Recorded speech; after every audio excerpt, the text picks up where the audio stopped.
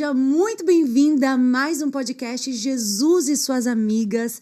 Você sabe que você é a nossa convidada porque você é essa mulher apaixonada por Jesus, amiga dele, que anseia conhecer mais do coração do Senhor. E ele está aqui nessa mesa com a gente.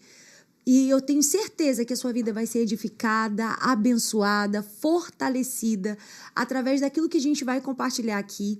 Hoje eu tenho uma convidada muito especial, a pastora Pérsia Vux. Seja muito bem-vinda. Obrigada, Jenny. Se sinta em casa. Já estou. Na mesa com Jesus. É isso. Se ele tá, a gente também tá. E tá Verdade, tudo certo. Isso mesmo. E eu tenho certeza que ele tem um banquete para a nossa vida hoje. A gente vai compartilhar do reino e da obra que Deus fez na vida da pastora Pérsia.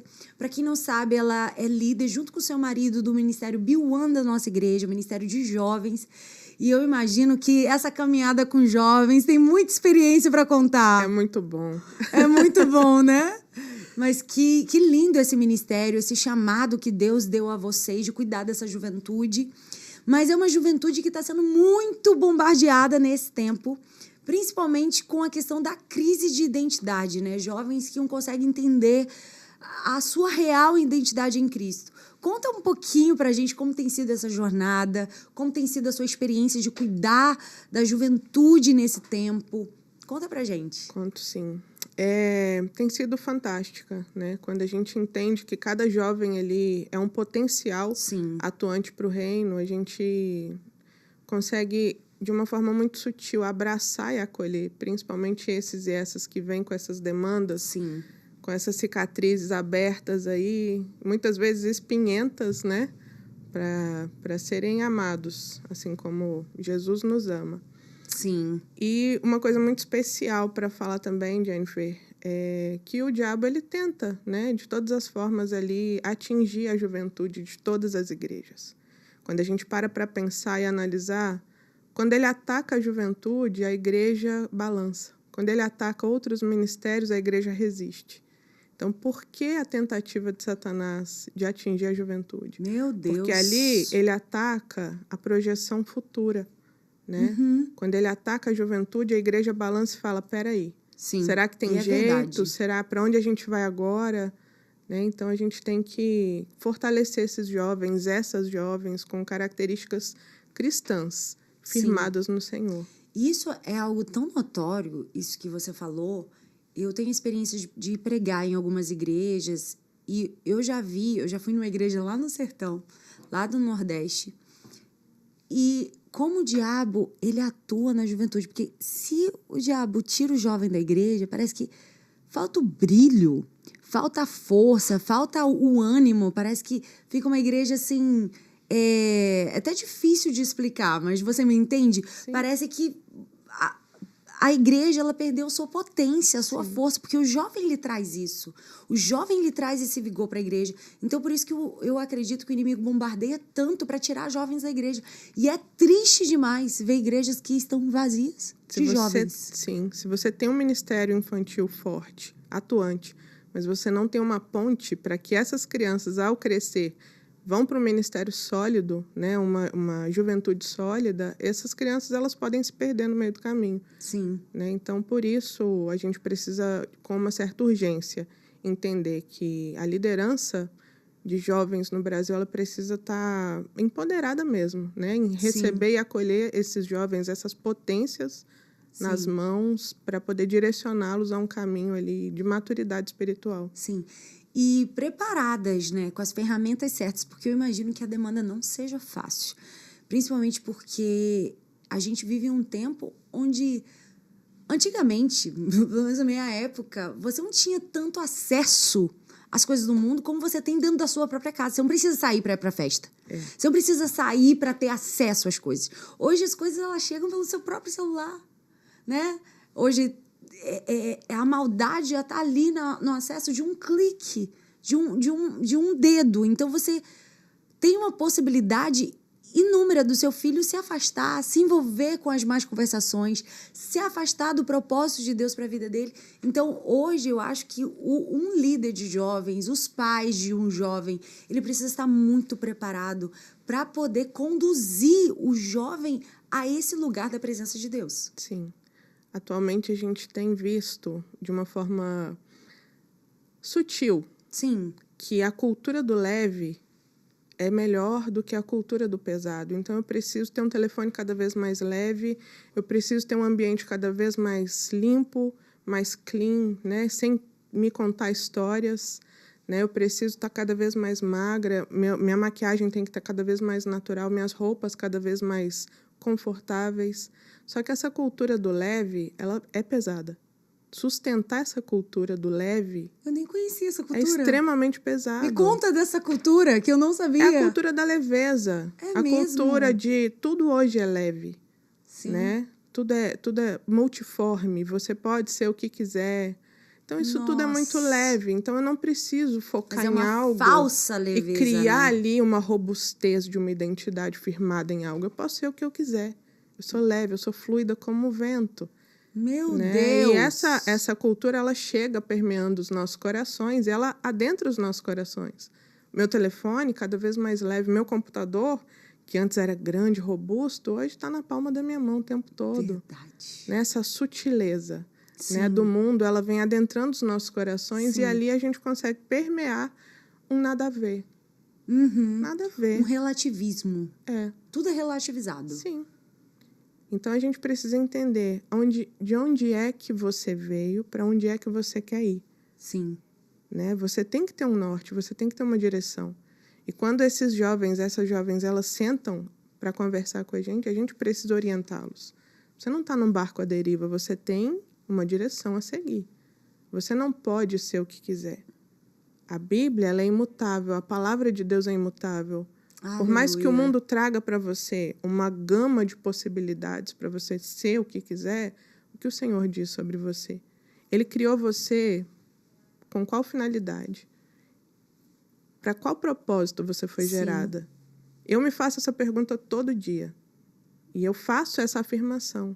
Eu acordo e falo com Deus. Falo, Espírito Santo, vem guiar meu dia hoje. Não, que a minha vontade, ela se vá, se não for para agradar o Senhor. Que eu seja aquela hoje que o Senhor me gerou para ser. Meu Deus, sim. E todos os dias eu peço para que o Senhor seja o dono da minha vida. E todos os dias eu experimento das maravilhas do Senhor. Porque eu entrego para Ele o meu dia. Eu não deixo a vida me levar. Como dizia um poeta. Como diz um poeta. Que é o grande perigo, né? Deixar a vida nos levar. A gente não ter realmente o entendimento do chamado, da força que é a gente viver à altura da nossa identidade. Sim. Né? Viver à altura do que a palavra diz que eu posso, do que a palavra diz que eu sou.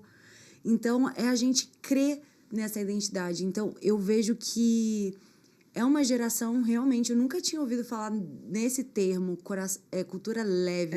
Mas é uma cultura fluida, né? Sim, que ela não... E isso é muito perigoso. Bauman já trazia para a gente a cultura da liquidez. Né? A água é líquida e ela se encaixa em qualquer ambiente. E hoje... E é como se fosse a política da boa vizinhança. Eu tenho que me dar bem com todos os povos, de todas as tribos. Eu tenho que me dar bem com as pessoas da faculdade, eu tenho que me dar bem com o pessoal da igreja, eu tenho que me dar bem com todo mundo. E isso é um grande perigo. Porque quando eu faço parte de todas as rodas, na verdade, eu não estou decidindo qual roda de fato eu faço parte. Exatamente. Porque a Bíblia é muito clara quando ela diz que as más conversações, elas corrompem. Corrompem porque nós temos as características das 5 pessoas que mais nos influenciam. Sim. Nós somos construídas constantemente, diariamente, por características.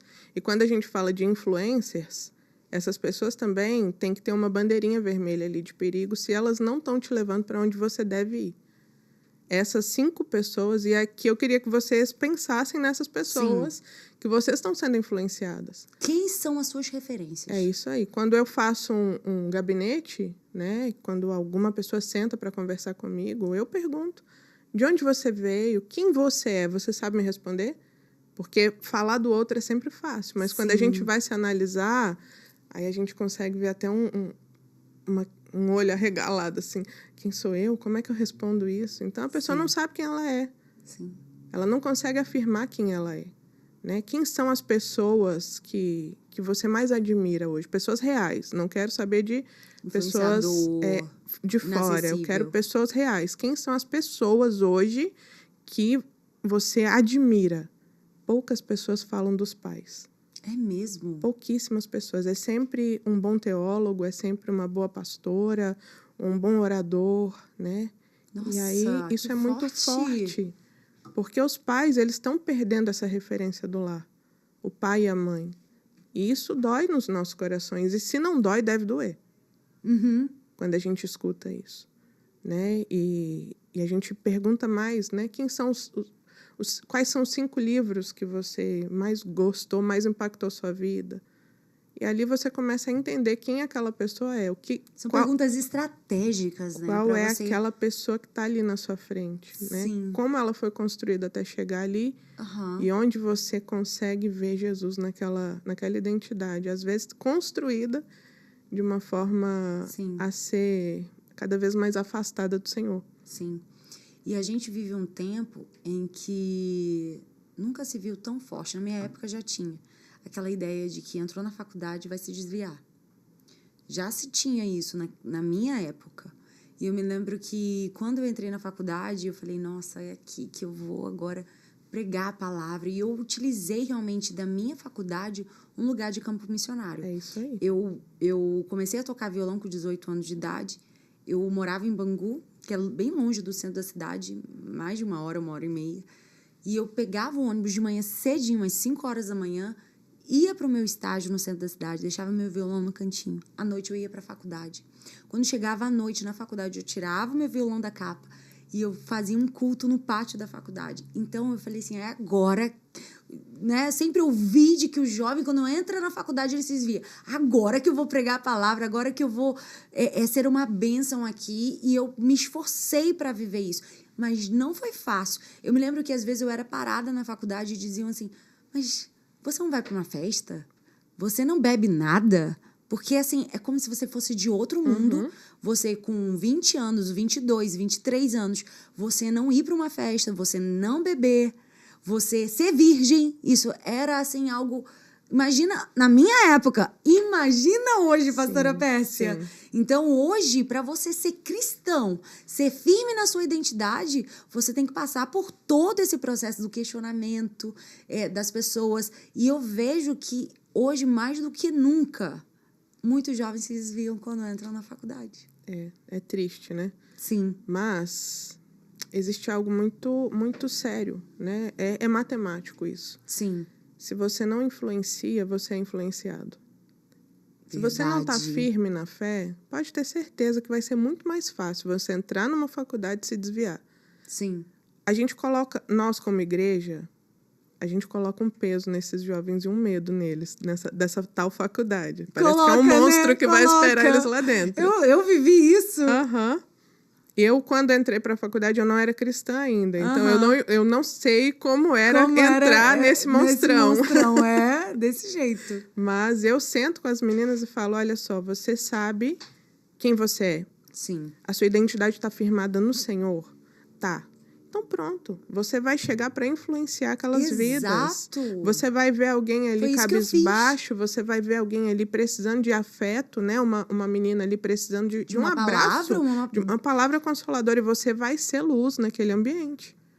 Você não vai receber um ambiente e se apropriar dele e fazer parte daquele ambiente. Você vai chegar ali e fazer a diferença. Para mudar a atmosfera daquele lugar. Para mudar.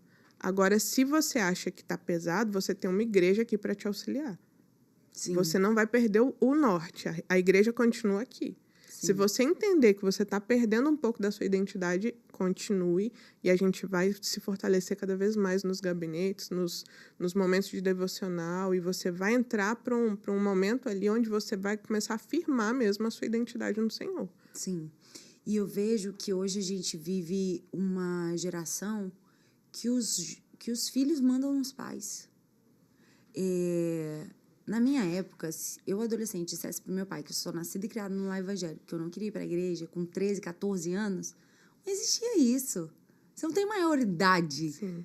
Você vai pra igreja. Tipo, todo mundo vai, você vai. Você é dessa casa, você tá debaixo da minha liderança, você vai. Não tem opção.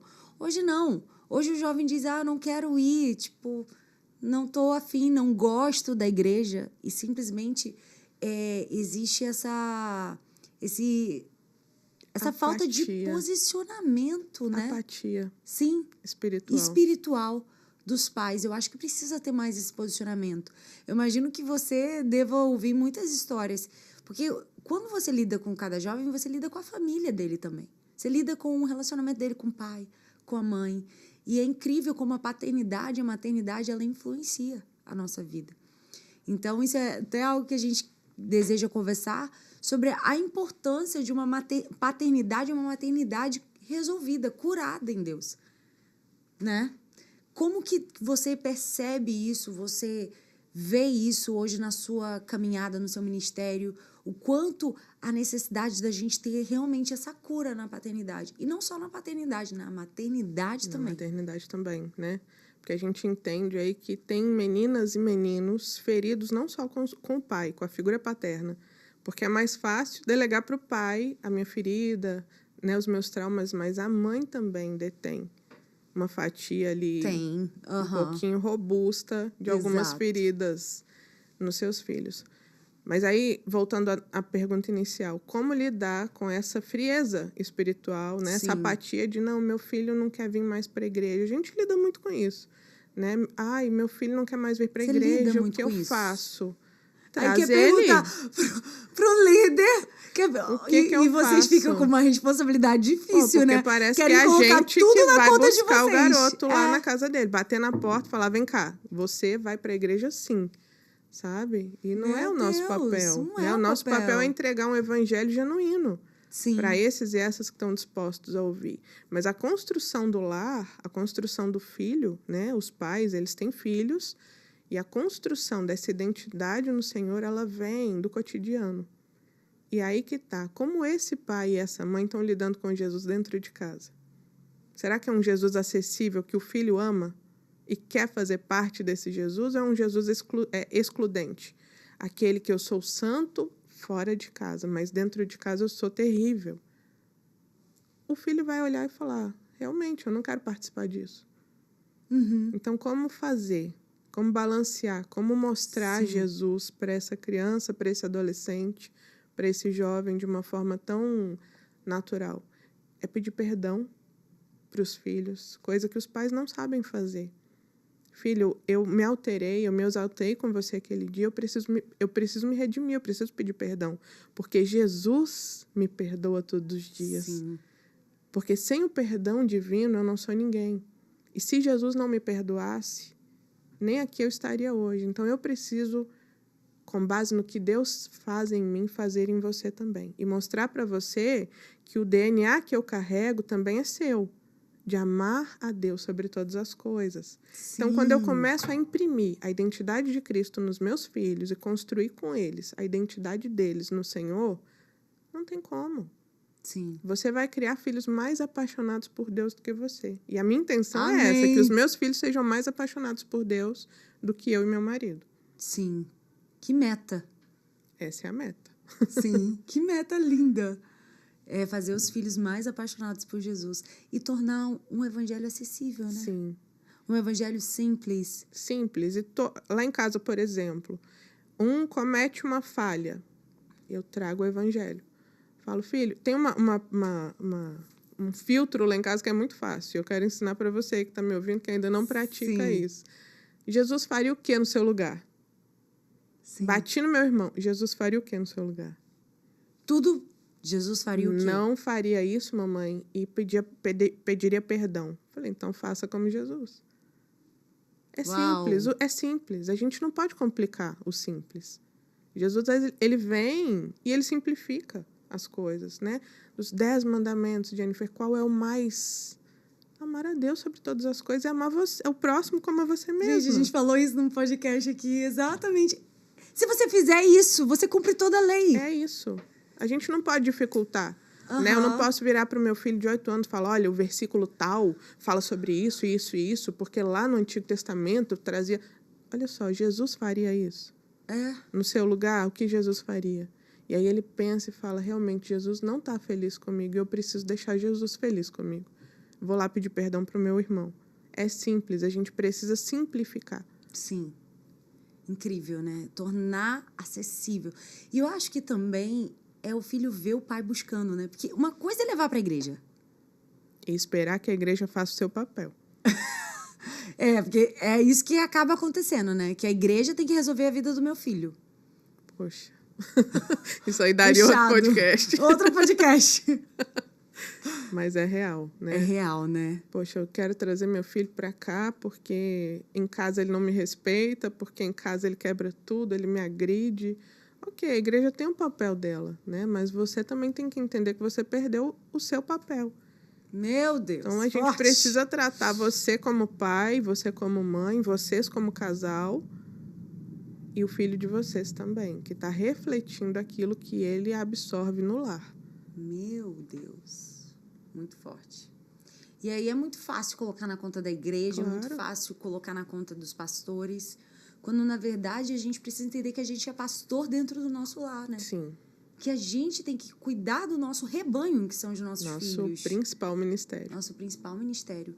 E realmente, uma das coisas assim, que eu acho assim, principais, que é algo que eu até tenho vivido dentro da minha família, de uma certa forma, é isso, essa questão da liberdade que se dá muito ao jovem, ao adolescente.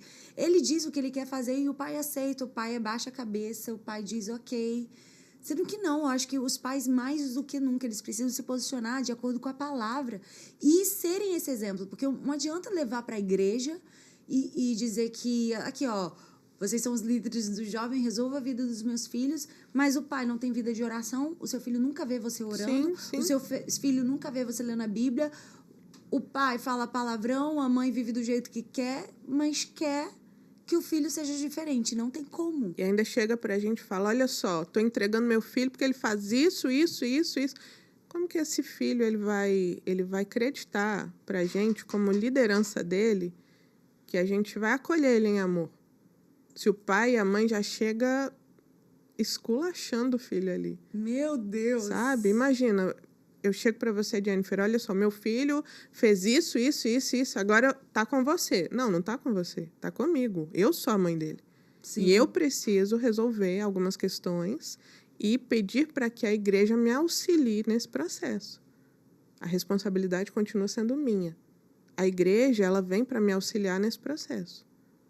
Sim. A liderança, ela vem como uma facilitadora, como uma ponte, um elo, onde o meu filho vai ter um espaço saudável para ele se relacionar, onde ele vai ter um espaço onde ele vai receber um evangelho genuíno. Sim. Né? E eu, como família, eu, como pilar da minha casa, vou ensinar para o meu filho princípios cristãos. Sim. De como ser parecido com Jesus todos os dias, em todas as situações, a Sim. perdoar, a amar principalmente os que me odeiam, né? E entender que eu estou disposta a servir a todos. Sim. Isso é em casa. Na igreja, que é uma extensão do meu lar, ele vai aprender aquilo que eu não consigo entregar para ele. Uau. Se todos fizessem isso, né, pastora? Quem dera. Mas a gente chega lá, eu creio. Chega. Eu acho que por muito tempo a gente viveu um evangelho que você tem que ser bênção lá fora, de que você tem que ter um ministério, você tem que ter isso. Sendo que eu acho que a pandemia nos ensinou tanto. Se tem algo que a pandemia nos ensinou foi a gente olhar para dentro. Né? Todo mundo não podia mais sair, podia comemorar aniversário, podia ir para restaurante, podia viajar, todo mundo dentro de casa. Aí você viu a torneira que estava 300 anos sem funcionar, que não arrumava direito, aí você arruma. Aí você começa a olhar, aí você começa a olhar para dentro, para o marido que você tem, para o filho como tá. E eu acho que foi um convite do céu, assim, que chacoalhou o mundo, de a gente voltar para dentro e entender que o nosso maior ministério é a nossa casa, é a nossa família. E a gente viver esse ministério. E, falando nisso, eu sei que você também tem um testemunho de vida lindo. Gente, vocês não vão acreditar. A pastora Pérsia era líder do movimento feminista. Sim, já fui feminista ao Meu extremo. Deus, conta como foi esse Gritava processo. aos 4 cantos que eu não seria mãe, que eu não seria esposa. Tava super satisfeita em ser tia e falava para todo mundo com uma naturalidade que aquele mundo não era para mim, né? Eu trazia muitos traumas, né, de uma construção aí de quem eu era sem Jesus. Sim. E eu precisava preencher aquele vazio do meu coração com coisas, com causas. causas e com bandeiras. Falamos juntas. Todas as causas. bandeiras estavam na minha mão. É mesmo. É uma causa, vamos levantar. É uma luta, vamos levantar. E ali eu estava construindo algo que eu não fui gerada para ser. E quando Jesus vem, né, eu até brinquei com você, ele vem igual aquele brinquedo Jenga que você puxa, principalmente o último ali para cair tudo. Sim. E eu me vi desconstruída e falei, Jesus, essa sou eu. Cheia de cicatriz, cheia de trauma, doída, Sim. apodrecida. O que eu tenho para o Senhor é o meu coração. Não tem mais nada para te oferecer. E aí eu ouvi a doce voz dele, falando, filha, agora eu vou construir a sua identidade. Agora que você me permitiu, e a gente precisa fazer esse exercício de permitir que o Senhor faça em nós. Sim. Porque muitas vezes a gente faz sem que Ele permita, né? Ah, eu quero isso, então eu vou fazer. Não está na hora ainda, a gente sabe. Sim. Mas a gente quer, então a gente vai lá e faz. E quando Jesus ele olha e você permite que ele faça em você, quando ele tira de você aquilo dói. Te tirar daquela capa que te protegia por tanto tempo Que dói. você estava se escondendo ali atrás, né? Atrás das causas. Eu brinco que eu falo que eu usava uma capa de espinhos, assim, onde todo mundo tocava em mim se feria, porque eu estava tão ferida que eu precisava ferir também. Uau. Então eu feria os homens, né? Eu gritava aos 4 ventos que homem não merecia tanto mérito. E é uma das pautas, né, do feminismo. Então, quando Jesus ele vem me construindo degrau por degrau, porque ele não chega e fala, olha, agora essa aqui é você, porque eu não me reconheceria. Sim. Se ele fizesse isso. E ele é tão gentil que ele vai construindo. A obra da diariamente. salvação é perfeita, Sim. né? A obra que ele vai fazendo, ele vai mostrando os nossos pecados diariamente. Mostrando ali o que precisa ser tratado. Hoje eu sei que eu estou muito distante de ser o que Deus espera de mim. Mas eu sei também que eu estou bem distante de ser quem eu era sem Jesus.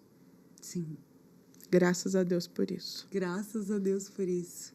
E ele fez uma obra linda na feito. sua vida, casada, com filhos. Isso aí. Né? Tudo que 12 você disse, anos. tudo que o diabo disse que você não ia, né? Porque Que eu não ia construir. E eu acreditava mesmo nas mentiras do diabo sobre a minha vida. Sim. Tem mulheres que não serão chamadas para a maternidade. Tem mulheres que não serão chamadas para o casamento. Mas a gente tem que perguntar para Deus o que Ele espera de nós. Que Ele quer. Sabe? Nós fomos geradas com algum propósito. E a gente precisa saber para que eu fui gerada. Sim. Sabe? Essa é a minha pergunta todos os dias também para o Senhor. Senhor, o que o Senhor espera de mim hoje? Sim. Eu quero cumprir, sabe? Com o que o Senhor espera de mim. Então, o Espírito Santo me guia para que eu chegue a cumprir o dia de hoje com sucesso, com êxito. E hoje eu vejo que, quando eu olho para trás, muitas mentiras e enganos que me construíram, que não foram gerados pelo Senhor, Jesus vem e vai removendo aquelas pedras e me faz olhar para o Pedro de uma forma muito amorosa. Eu já conhecia ele. Sim. Nós éramos amigos. E quando Jesus começa a me desconstruir... Ele é o marido dela, tá, gente? E aí Jesus começa a me desconstruir e construir ao mesmo tempo. É uma reforma constante. E aí eu começo a olhar pro meu futuro marido com um olhar de ternura. E eu olho para ele com tanta admiração. E aí eu falo, olha... Que aquele discurso nem cabe mais agora. Não cabe. E aí eu ficava assim, gente, quem sou eu? Quem sou eu? Quem sou eu? E aí o Senhor me trazia uma paz. E eu falava, vou deixar com que ele me guie, porque eu tentei me guiar até aqui e deu bem errado. Então, agora, para dar certo... Eu vou deixar Deus escrever, né? É melhor. O que Ele tem para minha vida. É melhor, porque se eu tentar escrever por cima, ninguém vai entender nada. Sim, verdade. Às vezes o que a gente precisa é deixar Deus escrever a nossa história. É isso. E hoje eu vou para 12 anos de casada. Uau! Tenho um filho de 10, um de 8, uma família... E vocês sempre foram assim, viveram do ministério, estiveram totalmente empenhados na obra desde o início? Desde o início. Totalmente. Desde o início. Vocês sentiram esse chamado de serem totalmente vocacionados e voltados para a obra de Deus? Sim, meus filhos aprenderam a andar, literalmente, andar, no corredor da igreja. Sério? Sério. Meu filho... São chamados mesmo. O meu filho aprendeu a dizer não na igreja, porque ele não queria ir no colo de uma irmã. Nossa! Eu falei, não! Eu falei, Não. Meu Deus, aprendeu a falar não. Não. Tá bom, vou tirar você daqui. Entendi, meu filho. Tadinho. Nossa, foi criado mesmo na igreja e vocês têm dedicado a vida de vocês ao chamado, ao ministério. E é tão lindo ver, né, a jornada, a trajetória que Deus tem feito na sua vida, na vida do seu marido, da sua casa. Vocês eram lá de Belo Horizonte, são, Sim, né, de lá, e vieram aqui para nossa igreja. Como foi essa transição também? Conta pra gente. Foi, assim, se eu paro para explicar, parece maluquice. É, Mas foi algo tão organizado por Deus que pra gente, parece que a gente está aqui há anos. É mesmo, essa Tem sensação. 2 anos que a gente está aqui, mas a gente foi acolhido por uma família na igreja de uma forma tão especial que eu não consigo explicar. Se eu tento explicar, parece que eu tô maluca, né? Porque nós estávamos no ministério lá e viemos por uma direção do Senhor. E eu falava com Deus, Deus, se for para ir, se não for para ir, se a gente errar, como é que faz? Aquele medo no coração. Essa transição sempre é algo que dá um medo mesmo, Sim. né? E aí eu olhei para o meu marido, a gente falou, olha, a gente precisa orar para saber o que Deus tem pra gente. E sair da sua terra, né? Não é fácil. Não foi. Não, assim, isso é o que mais pega pra gente, a saudade Da família. da família. Então, toda vez que a gente consegue, a gente dá um pulinho lá, reabastece o coração, o potinho do amor E volta. e volta para enfrentar, né, tudo aquilo que o Senhor precisa que a gente enfrente aqui. Mas tem sido um desafio muito prazeroso. Que bom. Sabe, olhar para essa juventude e mostrar para eles norte, direção, né, ser ali um farol a guiá-los para rumo a talvez estradas até então impensáveis e ver essas pessoas trilhando caminhos lindo. Assumindo lideranças e assumindo lindo. papéis ali de extrema importância na sociedade, né? Hoje a gente tem vários pontos de célula nas faculdades. Uau. A gente está agora com culto na UERJ Que mensal bênção. e aí a gente começa a entender, né, que a gente está levantando missionários para a Lapa. Uau. Coisas assim que a galera falava, não pensava nisso. impensáveis. Né? E agora a gente está conseguindo pensar e colocar essas coisas, essas demandas, esse amor que queima no nosso coração, acessível a tantas pessoas. Que talvez nunca entrariam numa igreja. Né? Alguém que está numa UERJ, Sim. alguém que está numa Lapa da vida, nunca entraria numa igreja. Mas ali vão poder ter acesso à palavra de Deus, vão poder serem abençoadas. E que lindo esse mover que Deus está fazendo. Para quem não sabe, o Ministério Biwanda, da nossa igreja, é um ministério muito relevante. Deus tem levantado muitos jovens através desse ministério. E glória a Deus que Amém. Ele colocou vocês nessa missão. Não é por nada não, mas a nossa igreja é muito amorosa, né? Muito, muito. Muito amorosa. Eu sou suspeita em falar, mas a IBA, para mim, eu nunca vi uma igreja com tanto amor. Sim. Com pessoas que carregam tanto amor, sabe? Você é tratado desde o primeiro instante, que você é bem tratado desde o primeiro instante, que você chega na igreja, até o final você vê o cuidado. Uma igreja desse tamanho e o pastor ainda vai para a porta para cumprimentar um homem. Sim. E é algo assim, toda vez que a gente traz visitante, né? Porque algumas pessoas da nossa cidade vêm para conhecer a igreja, para passar um tempo com a gente, eles ficam impactados com esse amor. Sim. Né? E são pessoas assim que eles não conhecem. Né? E fala, cara, nossa, que sentimento bom. Sim. Né? Que gostoso é estar aqui. E aí eles saem e retornam para a cidade com o coração em paz. A gente sabe que vocês estão sendo cuidados aqui. Eu falo, tá vendo? É real, eu não tô mentindo. Coisa linda. Deus cuida, né? Deus cuida dos seus. É. E essa decisão de vocês viverem da obra, foi a melhor decisão da vida de vocês? O que você sente de poder ver assim, o fruto, olhar para um jovem, ver ele fluindo, ver um jovem que às vezes chegou numa liderança quebrado, né, sem entender sua identidade? Como é viver essa experiência?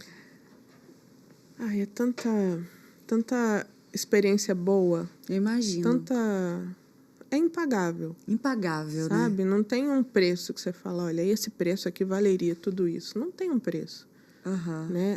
O nosso papel, ao ser amado por Deus, é amar todas as pessoas com a mesma intensidade. A gente não vai conseguir, mas a gente precisa tentar. Precisa se esforçar diariamente para amar. Sabe? Sim. Então, esse é o nosso papel. E nós, como líderes, a gente precisa entender que nós também somos impulsionadores de líderes. Então, as pessoas chegam para a gente, elas não podem ser retidas na gente. Eita!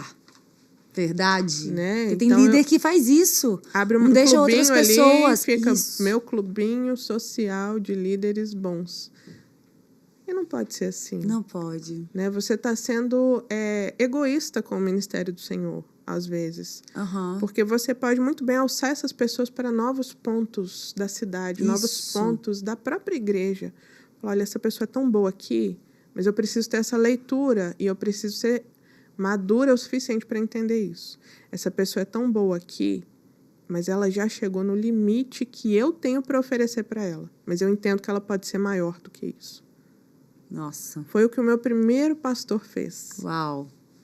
Nós éramos de uma batista bem pequena, 80 membros. Nossa, pequena. E ele virou para a gente e falou, filhos, eu preciso enviá-los. Deus me mostrou que a asa de vocês é maior do que a gaiola que eu posso suportar. Ah, não. Um pastor falou isso? Um pastor falou isso. Inacreditável. E aí nós mudamos Jesus. Por obediência a ele. Coisa linda.